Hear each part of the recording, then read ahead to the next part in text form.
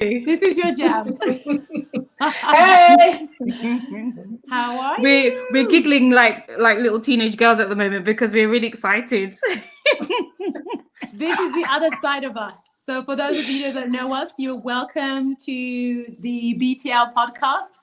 We are, we are women, we are wives, we are mothers, and we're here to connect, to collide, unusually on most times on our podcast, and talk about some really deep and meaningful things. But this conversation, this episode, or this it's not even an episode, this whole thing is a little bit different. This is our outlet where we get to kind of show off our other side, and that other side is our love for K-dramas.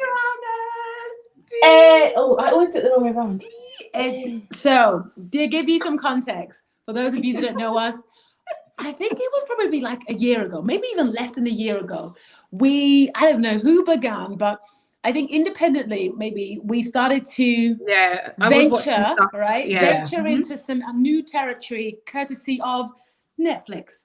And I give Netflix all kudos for introducing us to worlds of different cultures and different TV genres. And one day I am speaking to the lovely ladies on my side here, and we start talking about a drama from Asia that we really are enjoying. And one thing leads to another, and before you know it, we are fully fledged K-drama enthusiasts. And so what we wanted to do was, we believe that there has to be others out there like us, Black women who are into K-dramas and all things Konsamida and all things Korean and all things fun. And we're like, why don't we just chat and find other people? Like, how many times have you watched a great show and just wished you could just talk about it with your friends? We do it together all the time and we have a blast. I'm sure our husbands are rolling their eyes at us, but why not have this conversation and have others join us so if you are like us, fans of K-dramas, if you're new, if you're old to the genre, we say come and join us and let's have some fun and let's conversate. Absolutely. Yes, let's so do this. K Drama Convos. So we really hope, like I said, if you know anybody else who's secretly a closet K-drama fan, come out of the closet. Come out of the closet. Listen, come out. Listen, we welcome you. We embrace you. Come out of the closet and come join us. But yes. All right, I'm going to ask you guys some questions, just because this is our kind of first conversation. Let's like bring people on the journey. Let's lay the foundation. Let's lay the foundation. So the first question I'm going to ask you both, and I'll answer to you, but tell me your top 5 shows. So of all the things you watch, That's so hard. All right. So again, and don't get me wrong. Don't get me wrong if I am wrong, but my window of actually access is quite limited. So I have Netflix and I've also got a app called Viki. So I am sure that there are countless of other ones that people are like, what does she mean? I haven't seen them all, but of the ones that I've seen and loved, I've seen a lot. I'll give you a few. So in not any quite particular order, they're just kind of like a bunch, and I like them for different reasons. So one that absolutely jumps out to me is one I watched recently called My Mister. Yes, brilliant. Great. Oh, on Netflix. Such great acting, great story. Just everything from the acting to the cast to the writing, the development of the story, emotional, heartrending, love it. So My Mister, I recommend. I would say another one as far as just sheer enjoyment, Hospital Playlist on Netflix again. Thanks to Netflix. I think it's a newer one, kind of like a 2020 one. It is. And they're bringing out a season 2. Hey. And for anybody that's kind of maybe new to K-drama, and depending on how you find it, there are some questionable ones out there that you kind of like. They're interesting. And so when I stumbled upon Hospital Playlist, it was so refreshing to see such a laid back and jovial, storyline. It wasn't about, people dying, people, a rich guy, poor. So there are, we'll talk about those later. There are some real kind of cliche storylines in K-dramas. And so Hospital Playlist was just super energizing group of friends who work in a hospital. And I loved it. So that's 2. I would definitely say that Just Lovers. Just Lovers, an amazing melodrama that I watched on Viki. Yes. Just beautiful, like just the chemistry, the dynamics, the story, the acting. I'm talking like heart-rending, just beautiful acting, great storyline. Love that. So that would be a favorite. So how many have I given you then? My Mister, Hospital Playlist, Just Lovers. 1, 3. Give me 2 more. 2 more. I would definitely say for just sheer fun, I would say maybe Crash Landing. You know, that's again a new one. I really like that. Like it's a really great love story. One of my favorite actresses in it, Son Ye Jin. And so just a really sweet love story, and you know, it's romantical. And then finally, I might give you, there's a bunch. Probably Reply 1988. So there's a whole series around Reply, which essentially is like I guess it's a flashback to it's like a narration of somebody who's talking about their younger days, and they're like growing up in a neighborhood with a bunch of friends. And I just love the whole ensemble nature of the storyline. Just well acted, great story, great development. And what's interesting about 1988 and Hospital Playlist, it was written by the same person, right? Look at that. Look at that. So really really enjoyed those both. So those are my favorites. So cool. And I don't think they're very typical K-drama as far as like the cliches. So I think for me, I've really enjoyed finding a little bit more variety than some of the interesting ones that we'll talk about maybe on the less favorite list. I was about to say on some combos to come, but all right, T, hit me with your 5. Okay, Itaewon Class. That's my top one. I just know that's my top one because I love everything about it. It is. We can talk about it. I'm just good. I love it. Goblin, definitely for the soundtrack alone. You know, listen. I'm about to say when it gets to my list, let me calm down because my time. Don't worry. This one, go on, T. You carry on. Crash Landing on You, Hospital Playlist, and I like one called WWW because it's more female led. Do you know what I mean? It's not the kind of. I love that one. And I have to give a special mention to It's Okay to Not Be Okay. Love it. The acting. Sublime. And don't say too much because we're going to get into top actors where we can kind of give a special mention to those people. But yes. Okay. And I think we might do some reviews, right? We'll do some deep dives. Yeah. So what we'll do, we'll do some reviews of them. But to hit you with my 5, you guys know what's going to be number 1. Number one is absolutely, I know T said it as her number 2, but Goblin. And just in terms of the full title, for those who don't know, I believe it's called Goblin and Guardian, the Lonely and the Great God. Yeah, when they have like 3 different titles for I was about to say, so something about K-drama. Like one of the highest rated shows, one of the most successful shows in Korea. South Korea. To this day, I have consumed an embarrassing amount of K-dramas in terms of for the fact that it's been a year. I've definitely used a good portion of that year to watch K-dramas. But when I say Goblin, it just stands out to me. I connected it with it in a way that... Well, my favorite actor is the lead, so I'm all there exactly. So it's just a really incredible story, and it's fantastical, and not kind of... If you ask me my genre outside of K-drama, I would never have kind of leaned into a story like that. But it captured me to the point where I really struggled to find a show as good. But anyway, so number 1, Goblin, and like Titi said, the soundtrack. Oh my gosh, I'm not even going to disrespect the culture and the language. But when my girl like Korean, so she can sing karaoke, you know. Listen, Sam Kim sings the hell out of that song. But anyway, we'll get to that. So number 2 would be Itaewon Class, like TT. It features one of my favorite actors, which we'll get into. Crash Landing on You, again, you both said, I thought it was a really interesting story. I like the fact that it introduced the tension between North Korea and kind of in a not kind of heavy way, in a just really interesting way. Really Just Between Lovers, you've said that one day, which I really loved. I really loved the fact that, again, so many of the earlier shows I watched was focused around this kind of chaebol dynamic in the sense of like this rich Gangnam lifestyle, which I aspire to. But I like that Just Between Lovers felt like a very real human story. And then again, Reply 1988, I really just loved I like the guesswork that you get in the show because, like you said, they present like the now and then the back then and how they're kind of working out who's who in the now. And I just again thought it was a really beautiful story around family and a different perspective with family. That's really cool. So those would be our top 5. So I'll make sure we'll list those out so we can see everyone see. Okay, so the next question I ask you, ladies, is give me your top 2 male actors. Ooh, we'll start with actors. Top 2. Ooh, top 2. Go on. Bing, bing, bing. without a shadow of a doubt. Gong you. Gong you. He's the lead in Goblin, in case you hadn't worked it out. He plays the Goblin. Goblin, Train to Busan, Man and Woman, just... Coffee Prince, if you want to go early years, Coffee Prince. Yep. He is just give a moment. When you see him, you will understand. In fact, here he is. So definitely favorite. I think he's a brilliant actor. I think he picks some great stories. I think, he's gritty.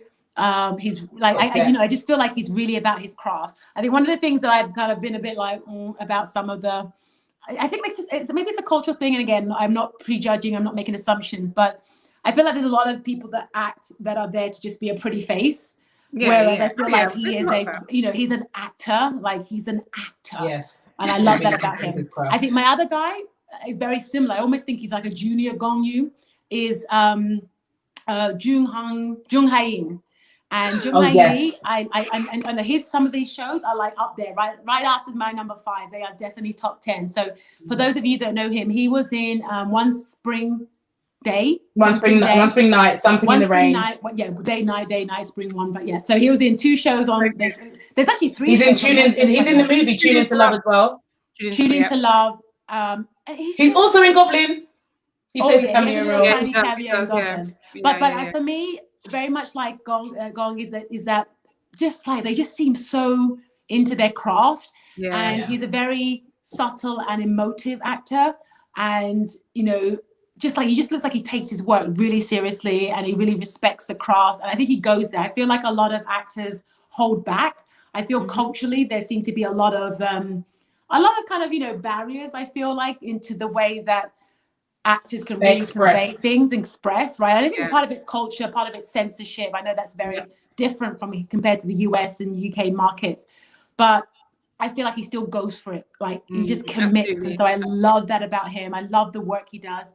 And he's played some like super good guys. He's played some edgier guys, and it's the subtlety in his acting is brilliant. So those are my 2 favorites, hands down. All right. Okay, so mine, I was really you want to speak. Okay, first one without a doubt is Park Soo-joon. He is the lead class. Okay, so his acting is off the hook. No, we're not doing that. No. Okay, because you can watch him in something sillier, like Park. Exactly. You can watch him in something a bit sillier, like in What's Wrong with Secretary Kim, and his body. Hey, hello. But then when you see him Itaewon Class, and the levels. I'm sorry, no. Oh my gosh, I got goosebumps. I got a real shiver. That was real. That wasn't because I was cold. That was Park Seo-joon. Woo! Exactly. And I was going to say Jung Hae-in one, but you said him. So I'm going to actually say, and this is purely because of It's Okay to Not Be Okay, actor Oh Jong-se. I don't know how to pronounce it, so I'm sorry. Oh Jong-se. He played the autistic brother in It's Okay Not to Be Okay.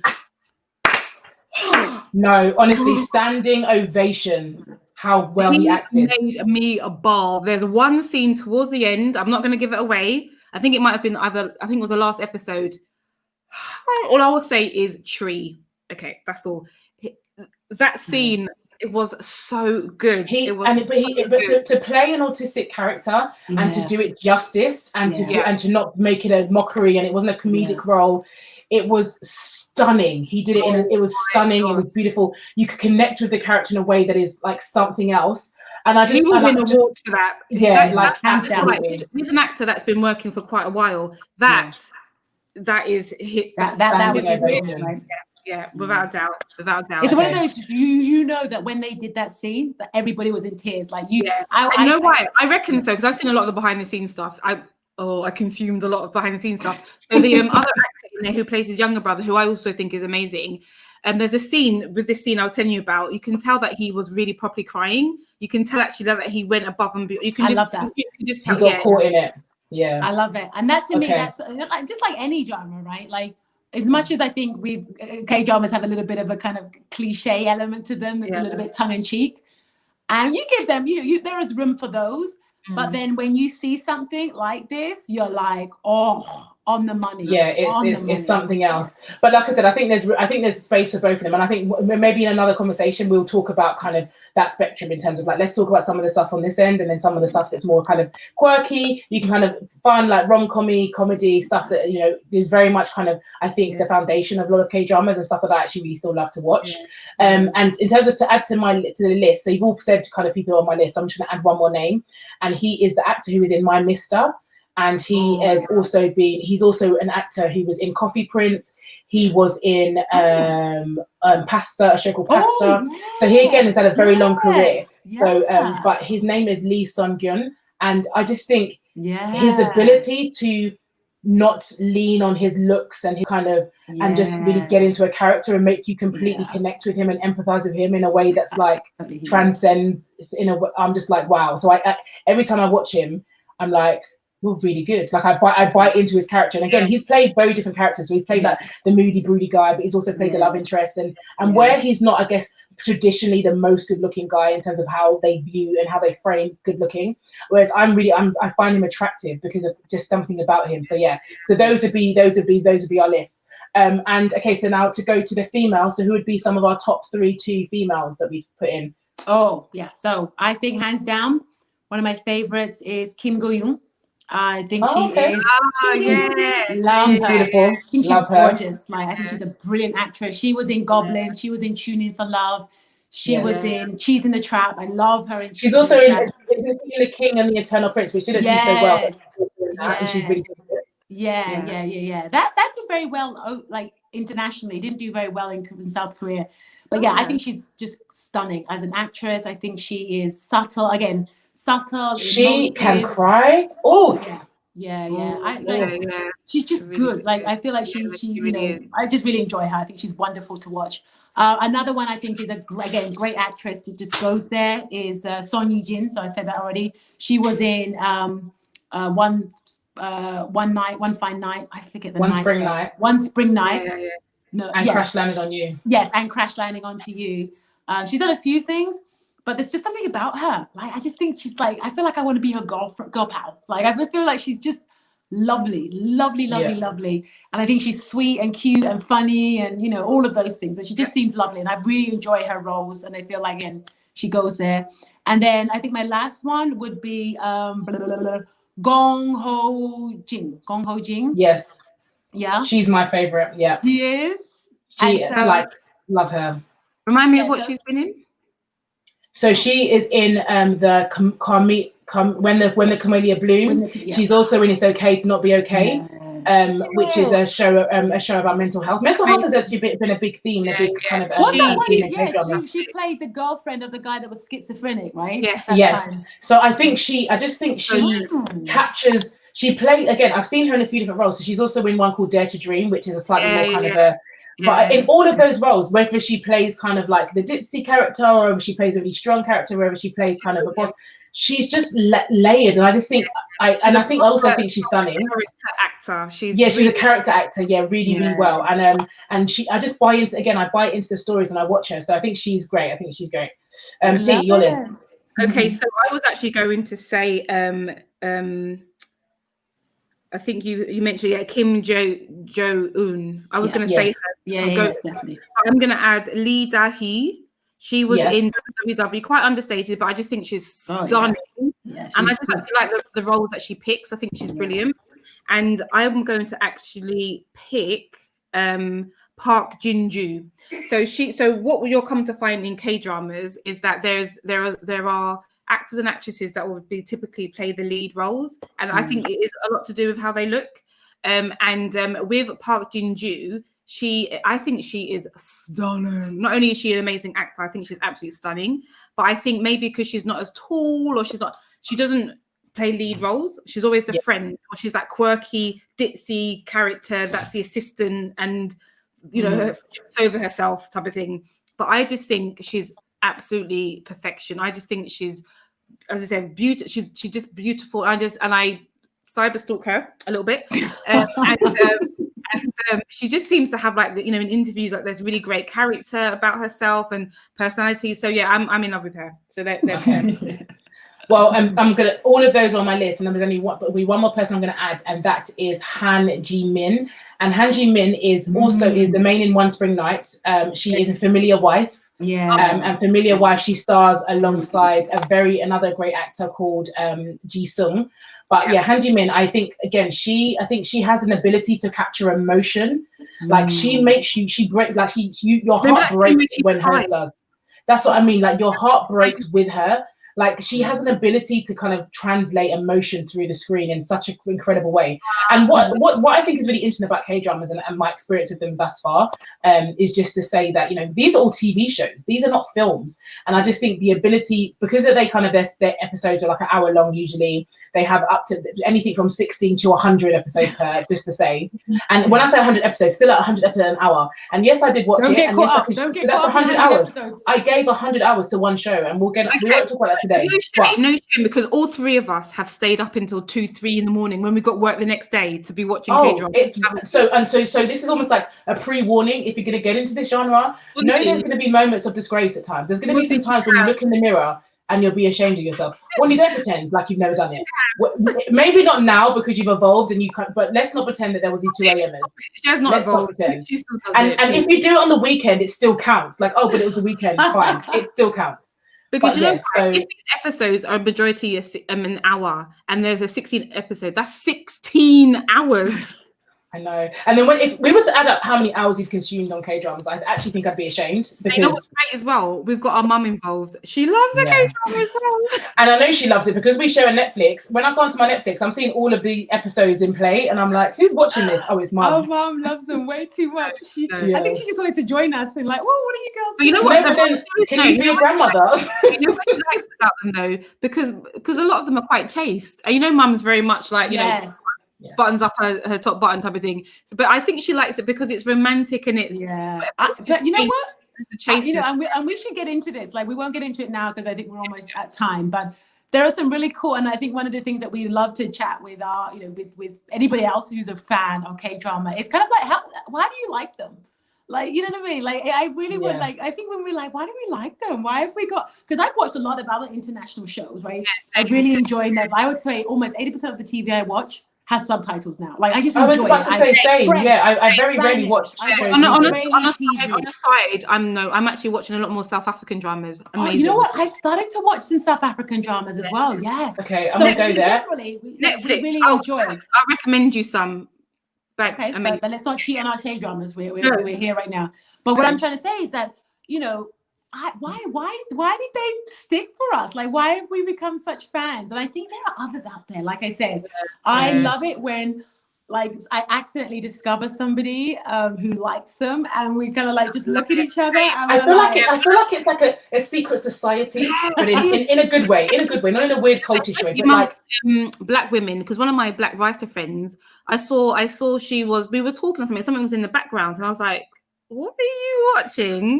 Like, and we got into it, and we were so excited that K-drama. Oh my gosh! Yeah. I think why I'm excited about these episodes that we're going to do and this series that we're going to do is that I think it's going to allow people to be free in this to connect on K-dramas, because like I said, we've been doing it in isolation, in secret. Guys, come along, come on the journey. There's nothing to be ashamed of. This is incredible, amazing TV. But also, just all jokes aside, and I'm being serious, but I just think for me, it really has opened up my understanding of a culture that, if I'm honest, had no connection with before, had no access to at all in any vein. From my own experiences and what that's why I like it. Hey, my name. But now to the point of like weird, where I'm like looking for Korean friends. No, for me, it's got, so you know what, I'm a vegan. It's got that far where, you know, I cook everything with cauliflower and aubergine. So I'm using a lot of Korean flavors. Yeah, kimchi. Oh, yeah. Korean cookbooks, everything. Yeah. But I think you're right. But I think what I love, and I think what connects us to this is that we always believe that you know, stories enable us to connect with each other, and it's just the same as here is a culture, like you said, that we would have in everyday life never have interacted with, never have, you know, don't know anybody that's Korean, don't have any, you know, don't live in a neighborhood, or, you know, and so this is kind of like presented a part of the world to us. You're wearing that blazer?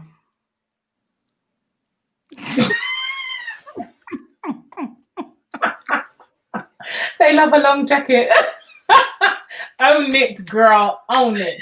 Yes. Like I was saying, that we've now been, that it just opens up a part of the world, and I think that is the beauty of the internet. That is the beauty of media, in the good sense.